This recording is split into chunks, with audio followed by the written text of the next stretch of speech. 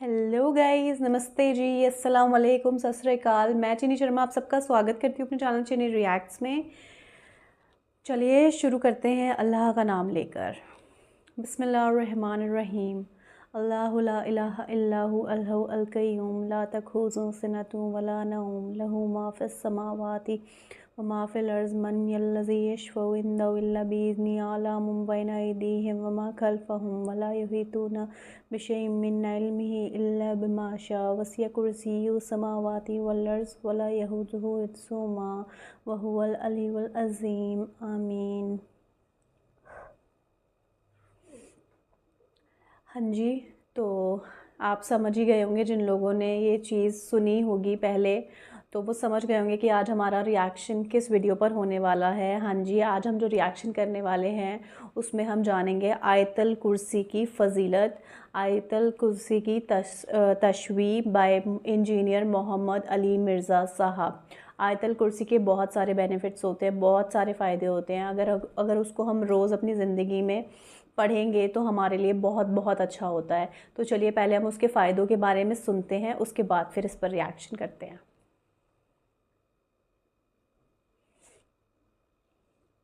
अब अगली आयत जो है ये आयतुल कुर्सी कहलाती है, क्योंकि इसमें अल्लाह ताला की बादशाहत की कुर्सी का जिक्र है।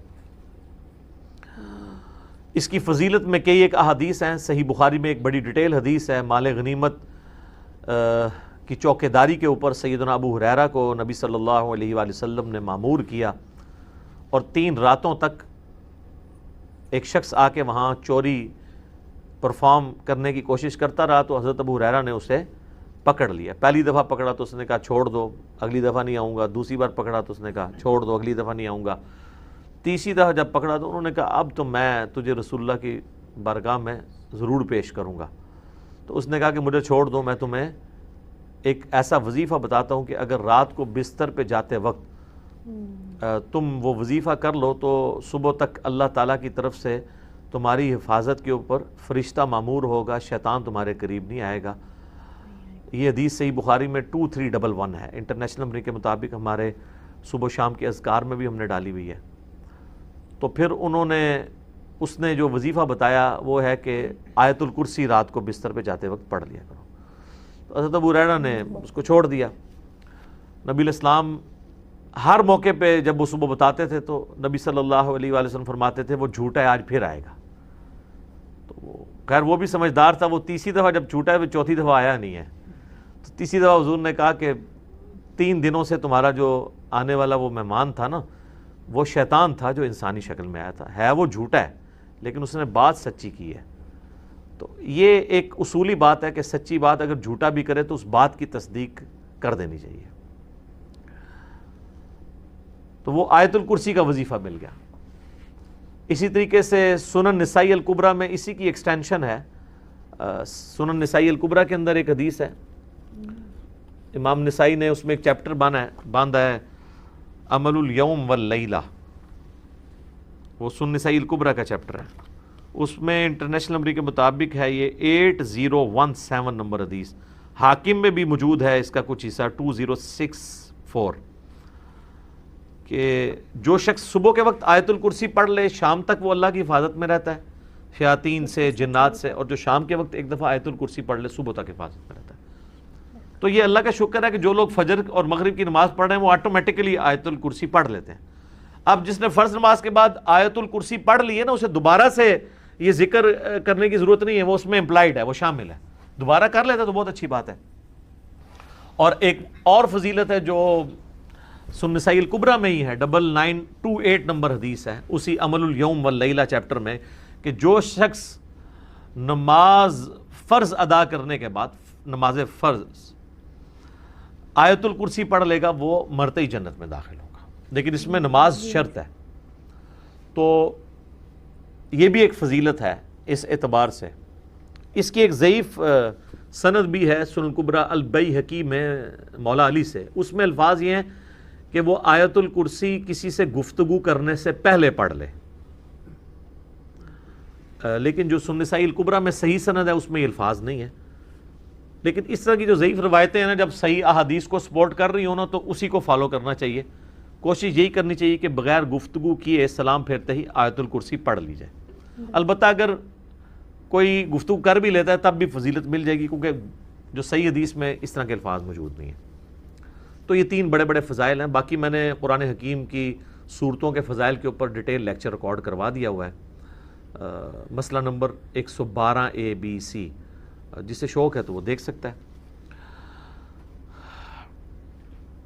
اللہ لا الہ الا ہو، اللہ ہی ہے وہ کہ نہیں ہے کوئی معبود سوائے اس کے. الحی القیوم، وہ خود سے زندہ ہے اور باقی سب کو قائم اسی نے رکھا ہوا ہے. سب کو زندہ رکھنے والا وہ ہے، باقیوں کی زندگی اس سے مستعار ہے، اس کی زندگی حقیقی ہے، اپنی ہے.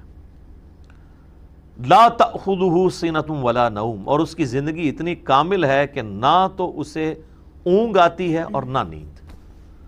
ہماری زندگی آپ دیکھ لیں ناقص ہے،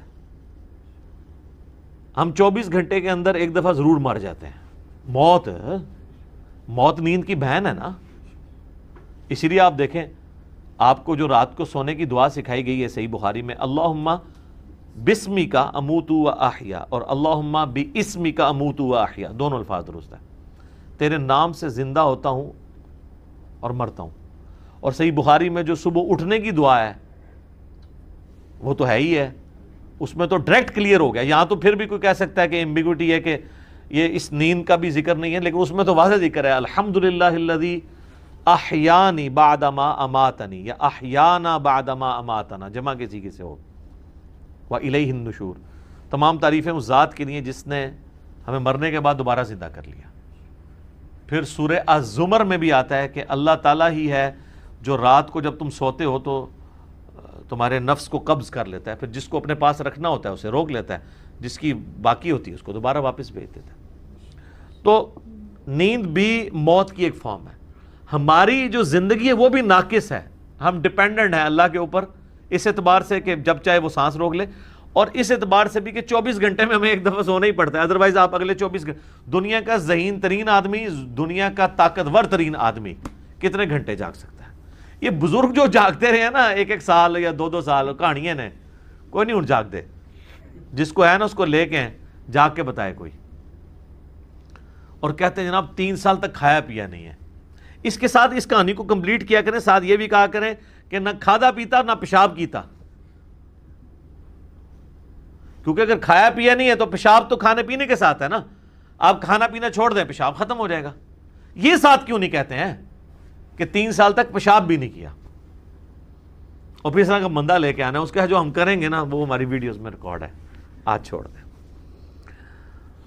لہو ما فی السماوات و ما فی الارض. اچھا دوسرا ہے نیند نہیں آئے گی اور اس سے اونگ بھی نہیں آتی، یعنی اتنی کامل زندگی ہے کہ ایک لمحے کے لیے بھی جھٹکا نہیں آتا. لہو ما فی السماوات و ما فی الارض، اسی کے لیے ہے آسمانوں اور زمین کی بادشاہی.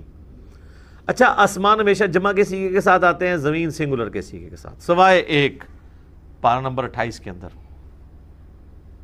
کہ اللہ نے 7 آسمان پیدا کیے اور اس کے مثل زمینیں بھی.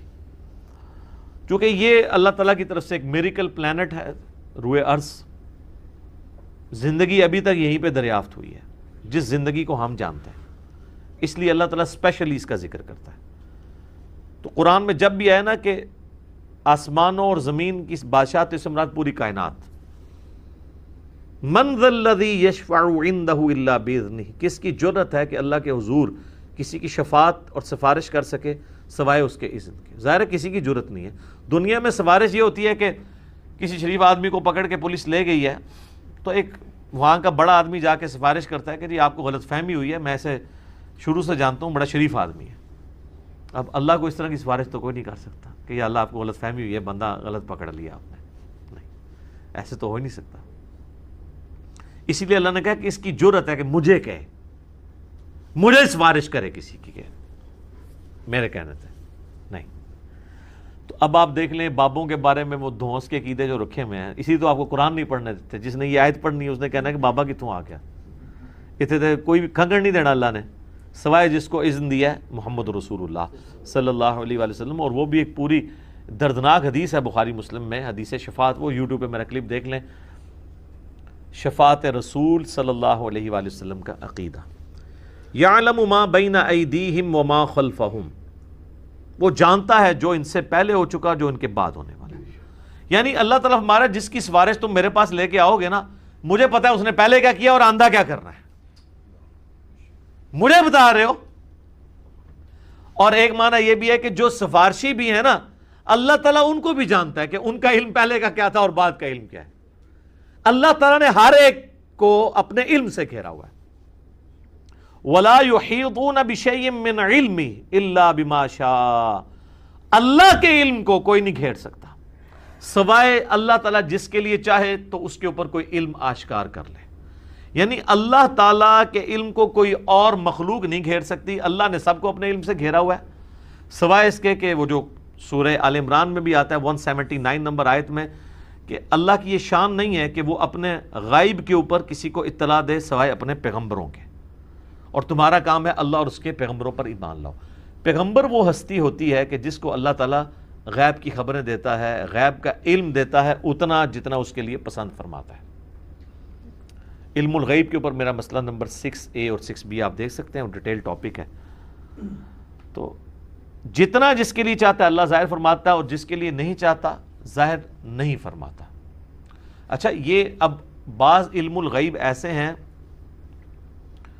جو اللہ تعالیٰ نے انبیاء کرام کو دیے ہیں، اور بعض یہ ہیں جو ہمارے اعتبار سے وہ آپ سمجھ لیں ان سین علم ہے، لیکن چونکہ وہ فزیکل ورلڈ کے ساتھ تعلق رکھتے ہیں اس لیے ہم اس کو علم الغیب کا لفظ تو نہیں بول سکتے، لیکن چھپے علوم ہیں۔ جیسے سائنٹیفک جو بڑے بڑے راز ہیں اس کائنات کے، وہ لوگوں نے دریافت کیے ہیں۔ میگنیٹک فیلڈ کا دریافت کرنا، کمپاس بنا لینا، فیراڈے نے 800 سے 200-300 سال پہلے ہی ہوا نا بجلی والا معاملہ۔ دنیا میں بجلی آئے ہوئے میکسیمم 150 سال گزرا ہے، اس سے پہلے بجلی نہیں تھی۔ تو ایک انسان پہ اللہ نے راز کھولا ہے نا کہ اگر کسی کنڈکٹر کو میگنیٹک فیلڈ کے اندر موو کیا جائے تو اس میں وولٹیج پیدا ہو جاتی ہے، EMF انڈیوس ہو جاتی ہے۔ یہ فیراڈے کو اللہ نے راز سمجھا دیا نا، نیوٹن کو کئی ایک چیزیں باتیں سمجھا دی، آئنسٹائن کو سمجھا دی، تیل زمین سے نکل آیا، گھڑی بنا لی، اتنی ساری چیزیں ہیں، جہاز بنا لیے، جیٹ انجن بنا لیے۔ تو یہ اس کائنات کے راز اللہ تعالیٰ لوگوں پہ کھولتا ہے۔ وسع کرسیہ السماوات والارض، اسی کی کرسی نے آسمانوں اور زمین کو گھیرا ہوا ہے۔ ولا یؤودہ حفظہما، اور اللہ تعالیٰ کو زمین و آسمان کی حفاظت کرنا کوئی مشکل نہیں ہے، تھکا نہیں دیتی یہ چیز۔ وہو العلی العظیم، اور وہ بہت بلند ہے اور عظمت والا ہے۔ اچھا، یہاں کرسی عین ممکن ہے کہ کوئی فزیکل کرسی ایگزسٹ کرتی ہے، اور عین ممکن ہے کہ یہ بات محاورتاً ہو رہی ہے کہ اللہ تعالیٰ کی بادشاہت اس سے مراد ہو، کیونکہ قرآن میں کئی ایک چیزیں محاورتاً بھی استعمال ہوئی ہیں۔ اس کے اوپر یہ جو اہل حدیث کی طرف سے جہمی ہونے کا فتویٰ فوراً لگا دیتے ہیں، یہ غلط ہے۔ بعض جگہ وہ خود بھی تعویلات کر رہے ہوتے ہیں، جیسے سورہ قصص کے اینڈ پہ آتا ہے کہ ہر چیز کو فنا ہے سوائے اللہ کے چہرے کے، تو سارے اہل حدیثوں نے ترجمہ کیا ہے یہاں چہرے سے مراد اللہ کی ذات ہے، تو تعویل تو وہ بھی کر رہے ہیں۔ یا قیامت والے دن اللہ کے سائے کے سوا کوئی اور سایہ نہیں ہوگا، 7 لوگ اس سائے کے نیچے ہوں گے، بخاری مسلم میں آتا ہے، تو وہاں اہل حدیث بھی کہتے ہیں یہاں مراد عرش کا سایہ، اللہ کا سایہ مراد نہیں۔ تو اس طریقے سے اگر کوئی تعویل کرتا ہے اس طرح کے معاملات میں، جہاں پہ ممکن ہو، جہاں پہ ممکن نہ ہو وہاں پہ نہیں کرنی چاہیے۔ مولانا مودودی تو دونوں طرف گئے ہیں کہ عین ممکن ہے کرسی ہو، اور عین ممکن ہے کہ اس سے مراد ایک محاورتاً بات ہو کہ اللہ کی بادشاہی نے گھیر رکھا ہے ہر چیز کو، اور اس کی یعنی صرف اللہ تعالیٰ نے یہ بنا کے مخلوق چھوڑ نہیں دی، بلکہ اس کی حفاظت بھی اپنے ذمہ لی ہوئی ہے۔ اور وہ ایسی حفاظت نہیں ہے کہ کوئی اللہ تعالیٰ کو مصروف ہو گیا کہ اتنی مخلوقات پیدا کر کے اب کیا کرے گا، وہ ایسا نہیں ہے، بلکہ وہ اللہ تعالیٰ نے پہ کوئی گرا نہیں ہے اس کی۔ وہ تو سورۃ الانعام میں ہے کہ زمین کی گہرائیوں میں کوئی دانہ نہیں پھوٹتا، نہ زمین کے اوپر نہ سمندروں میں کوئی پتا بھی گرتا ہے مگر اس کے علم سے، اور اتنا کامل علم ہے کہ اللہ نے یہ سب کچھ ہونے سے پہلے ہی لوح محفوظ میں لکھ لیا ہے۔ تو ایک ڈیٹیل طلب ٹاپک ہے۔ وَهُوَ الْعَلِيُّ الْعَظِيمُ، اور وہ بلند ہے اور عظمت والا ہے۔ اب یہاں پہ ایک اللہ کا نام بھی آ گیا علی۔ علیٌ تو مخلوق میں کسی کا نام ہو سکتا ہے. یہ ہے العلی، جب الف لام سے ہوگا تو دی علی خاص ہو جائے گا. رحمان تو کوئی بھی ہو سکتا ہے، الرحمن اللہ ہے. رؤوف کوئی بھی ہو سکتا ہے، نبی علیہ السلام کے لیے ہے بالمؤمنین رؤوف الرحیم، لیکن الرؤوف اور الرحیم اللہ ہے. صرف رؤوف اور رحیم سورہ التوبہ کی آخری آیات میں نبی علیہ السلام کے لیے بھی ہے. تو یہاں پہ بھی علی سے مراد بلند، عظمت والا، یعنی اللہ تعالیٰ اپنے عرش پہ مستوی ہے جیسا کہ اس کی شان کے لائق ہے، اور اپنی شان کے اعتبار سے بھی بلند ہے. تو اب یہ آیت الکرسی پہ تو گھنٹوں بولا جا سکتا تھا. میں نے اتنا حصہ کور کیا جتنا ایک عام بندے کی ضرورت ہے، کیونکہ آپ سمجھیں کہ قرآن حکیم میں جتنی بھی آیات اللہ تعالیٰ کی اسماء و صفات کے اعتبار سے یا اس کی قدرتوں اور شانوں کے اعتبار سے آئیں گی، آلموسٹ ان کی جڑ جو ہے وہ آیت الکرسی کے اندر موجود ہے.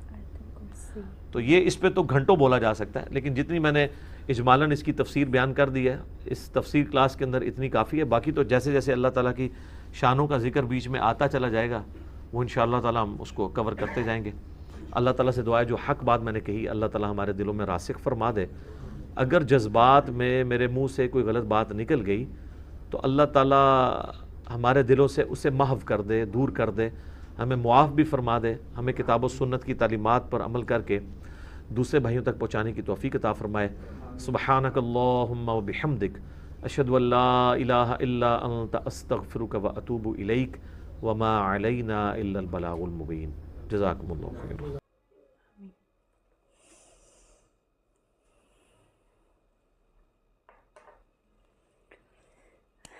سیریسلی گائز، مطلب آیت الکرسی مجھے لگتا ہے قرآن کی سب سے زیادہ امپورٹنٹ آیت ہے. مطلب وہ تو اللہ نے مطلب حفاظت کے لیے بھیجی ہے اس دنیا میں. مطلب قرآن میں ہر ایک چیز کے لیے دعا ہے، ہر ایک مصیبت کے لیے ہم دعا کر سکتے ہیں. مطلب اللہ نے نا ہر چیز کے لیے اچھے بال دینے کے لیے، اچھی شکل دینے کے لیے، مطلب تمہاری شکل اچھی ہو جائے اور نور آ جائے تمہارے چہرے پر، تمہارے بال گھنے لمبے ہو جائیں، تمہاری کوئی بیماری کی شفا کے لیے بھی، ہر ایک چیز کے مطلب ہر ایک چیز کے لیے اللہ نے نا دعائیں دی ہیں، دعائیں بتائی ہیں کہ اگر ہم روز وہ دعائیں پڑھیں گے تو ہم نا سب کچھ اللہ سے لے سکتے ہیں. بس ہمیں نا صرف اپنا اندر جو ہے نا وہ جو دین ہے اس کو جگانا ہے اپنے اندر اللہ کے راستے پہ چلنے کے لیے. اللہ نے ہر ایک چیز کا سلوشن ہمیں دیا ہوا ہے. اور آیت الکرسی کی جو فضیلت ہے وہ یہی ہے کہ جو لوگ اس کو پڑھتے ہیں روزانہ اپنی زندگی میں اس کو شامل کرتے ہیں، صبح میں اٹھ کے پڑھتے ہیں، اور جو لوگ رات میں جو لوگ صبح اٹھ کے پڑھتے ہیں اللہ پورا دن دو فرشتے ان کے ساتھ رکھ دیتے ہیں کہ پورا دن ان کی حفاظت کرتے ہیں. اور جو لوگ رات کو پڑھ کے سوتے ہیں وہ لوگ رات کو حفاظت میں آ جاتے ہیں اللہ کی. اور میں نے سنا ہے کہ اگر آیت الکرسی کو 3 بار پڑھا جائے رات کو سونے سے پہلے تو اللہ خود آ کر اس کی حفاظت کرتے ہیں. اور آیت الکرسی پہ میں بہت زیادہ بلیو کرتی ہوں اور اپنی زندگی میں اس کو اپناتی ہوں، کیونکہ مجھے اس پر بہت زیادہ بلیو ہے کہ یہ بری نظروں سے بھی ہمیں بچاتی ہے، بری چیزوں سے ہمیں دور رکھتی ہے، ہماری حفاظت کرتی ہے، ہمارے گھر میں برکت اور رحمت رکھتی ہے. اور آیت الکرسی کی بہت بڑی فضیلت ہے اور انہوں نے ہمیں بتایا ہی ہے. محمد انجینئر صاحب نے، علی مرزا صاحب نے ہمیں بتایا ہی ہے، اچھے سے ایکسپلین کیا ہے، اس کا میننگ بھی ایکسپلین کیا ہے، ہندی میں بھی ہمیں بتایا ہے کہ ایگزیکٹلی اس کا میننگ کیا ہے، اس پوری آیات کا میننگ کیا ہے. اور ہمیں اس سے بہت کچھ سیکھنے کے لیے ملا اس ویڈیو سے. اور آپ لوگ بھی بس آیت الکرسی کو اپنی زندگی میں شامل کریں، روزانہ پڑھ کر ضرور سوئیں، اپنے گھر سے باہر نکلتے وقت ضرور پڑھیں، رات کو سونے سے پہلے ضرور پڑھیں، اور اللہ آپ کی حفاظت کریں گے. میں بھی اپنی زندگی میں اس چیز کو فالو کرتی ہوں اور آیت الکرسی کو پڑھے بنا میں سوتی نہیں ہوں رات کو. اور اسی لیے میں نے سب سے پہلے جو آیت ہے وہ آیت الکرسی جو ہے اس کو میں نے یاد کیا اور اپنی زندگی میں اس کو شامل کیا، اور میں روزانہ پڑھ کر بھی سوتی ہوں. اور مجھے پورا بھروسہ ہوتا ہے کہ اللہ میری حفاظت کرتے ہیں. اس کو پڑھنے کے بعد فرشتے اللہ میری حفاظت کرتے ہیں، میرے پریوار کی حفاظت کرتے ہیں. تو چلیے، مطلب میں آیت الکرسی سنتی ہوں نا اور مجھے بہت اچھا لگتا ہے. سچ میں قرآن کی آیتیں میں سنتی ہوں نا بہت اچھا فیل ہوتا ہے، بہت اچھا محسوس ہوتا ہے. آئی ہوپ آپ لوگوں کو بھی اچھا لگا ہوگا. ضرور سے اپنی زندگی میں آیت الکرسی کو روزانہ شامل کریں اور اپنے گھروں میں برکت رحمت اللہ کی رکھیں، حفاظت رکھیں. اللہ اپنی حفاظت بھیجیں گے آپ کے گھروں میں بھی، آپ کی زندگی میں بھی، آپ کے لیے بھی. تو چلیے، اگر آپ کو یہ ویڈیو اچھا لگا ہو تو اس کو لائک ضرور کریں، میرے چینل کو سبسکرائب ضرور کریں، اور ایسے ہی اپنا ساتھ میرے ساتھ بنائے رکھیں. میں بہت تھینکفل ہوں آپ لوگوں کی، آپ میرا سپورٹ کر رہے ہیں، میں بہت بہت تھینکفل ہوں. ایسے ہی اپنا ساتھ میرے ساتھ ہمیشہ ہمیشہ بنائے رکھیں. تب تک ملتے ہیں ہم اگلی ویڈیو میں. دعاؤں میں مجھے ہمیشہ یاد رکھیں. آپ لوگ اپنا خیال رکھیں. چلیے، رب راکھا.